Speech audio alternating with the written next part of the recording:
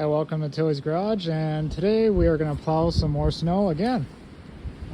We just got this Minnesota huge storm, but it really didn't hit the middle part of Minnesota that bad. I mean, we got like 7 inches. It doesn't look like it because the wind's blowing it all over the place. But out in there's more drifts and stuff. But yeah, stay tuned because I'm going to be in the good old Jeep again. Found some more snow, and hope you guys enjoy.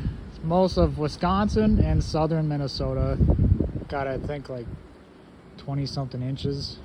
Yeah, we just got like 7 so far. It's kind of coming down a little bit more right now, but it's getting less and less. But we'll see. It's supposed to go until 4 a.m. tomorrow, so Monday morning. But yeah, stay tuned for the ride, guys. I'll take you along.